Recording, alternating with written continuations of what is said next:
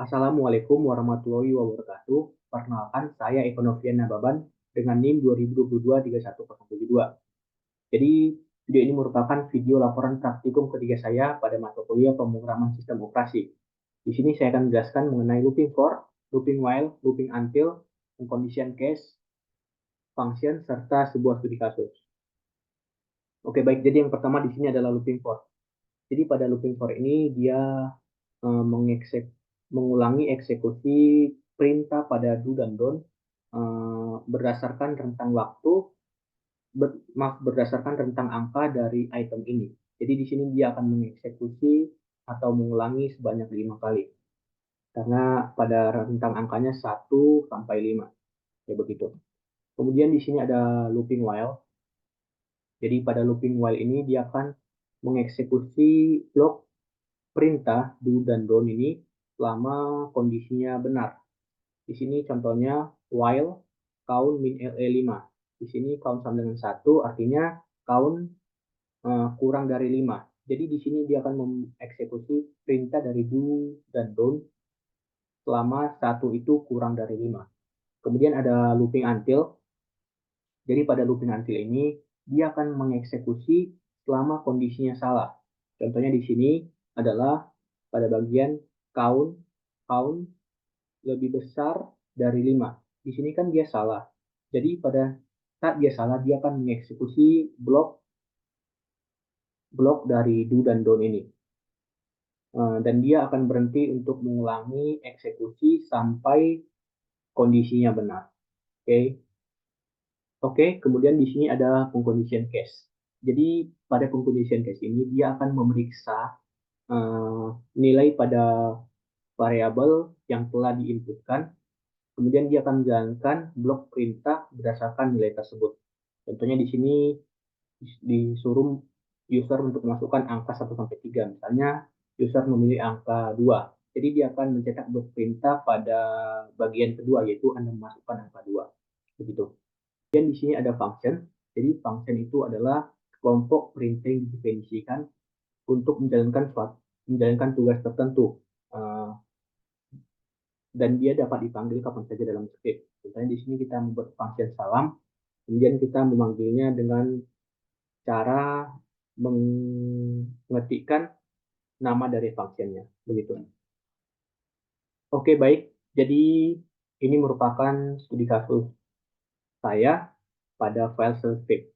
Jadi langkah pertama saya akan membuat sebuah file shell script dengan cara v-praktika.sh untuk membuat file shell script sekaligus masuk dalam vmode. Di sini saya telah membuat sebuah function yaitu Eko Novian 2022-31072, di mana di dalamnya saya telah membuat perintah yaitu looping while untuk menginput angka NIM satu per satu dan memasukkannya dalam sebuah array. Jadi perintah yang pertama yaitu untuk mendeklarasikan array kosong yang bernama ini array. Lalu saya akan memerintahkan user untuk menginput panjang dari NIM-nya. Setelah itu, saya akan melakukan looping while untuk menginput angka NIM satu per satu.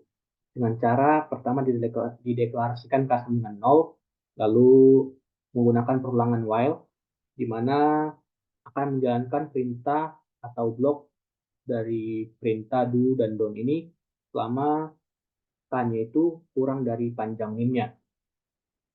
Di sini kemudian pada perintah ini, user disuruh untuk memasukkan setiap angka pada NIM-nya. Kemudian dari setiap angka pada NIM-nya itu akan dimasukkan ke dalam array, di mana dia akan memasukkan angka pada array setiap indeksnya. Ini misalnya ini array $K sama dengan angka. Jadi dia akan memasukkan angkanya itu ke dalam array pada indeks ke K begitu. Kemudian K-nya itu akan diinkrementkan.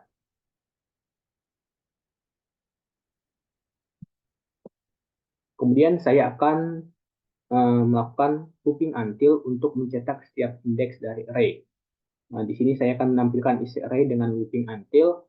Dengan langkah pertama, saya mendeklarasikan J sama dengan 0. Lalu saya akan mencetak NIM saya adalah, lalu menggunakan perulangan until,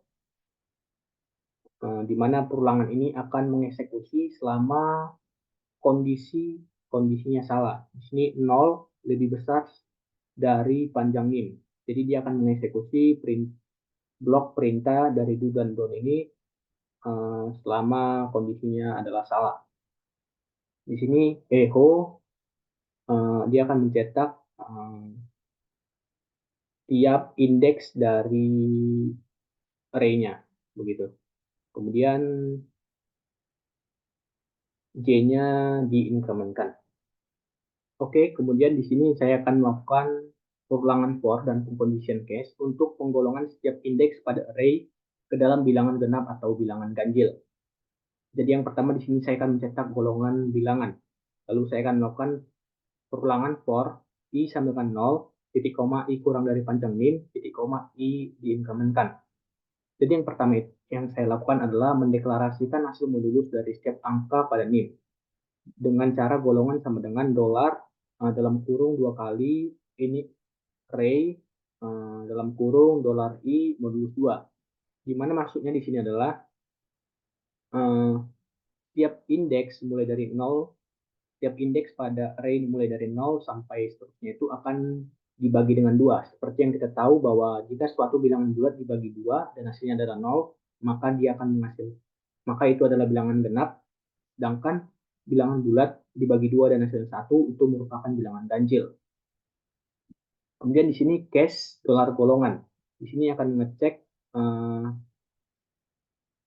nilai dari golongan tersebut, nilai dari variabel golongan tersebut, di mana jika nilai dari variabel golongan itu adalah 0, maka dia akan mencetak angka pada array indeks ke i adalah bilangan genap, sedangkan jika nilai dari variabel golongan itu adalah 1, dia akan mencetak nilai array pada indeks ke i adalah bilangan ganjil. Di luar dari nilai 0 dan 1, dia akan mencetak input tidak valid. Kemudian untuk menjalankan function ini kita hanya perlu memanggil nama dari functionnya, yaitu Econovian 2022-31072. Setelah kita memanggil fungsinya, maka dapat dilihat hasilnya akan seperti ini. Di mana yang ini merupakan prakata, kemudian ini sebagai prakata juga. Lalu di sini user akan menginput panjang NIM, lalu user akan menginput setiap angka dari NIM-nya tersebut. Lalu di sini menggunakan looping until untuk mencetak setiap nilai dari array. Di sini NIM saya adalah 2022-31072. Lalu di sini menggunakan perulangan for dan condition case untuk penggolongan bilangan dari setiap angka pada array-nya tersebut, termasuk bilangan genap atau bilangan ganjil. Oke, baik. Jadi begitu saja video presentasi saya mengenai laporan praktikum ketiga mata kuliah pemrograman sistem operasi. Mohon maaf jika terdapat kesalahan. Akhir kata saya ucapkan terima kasih.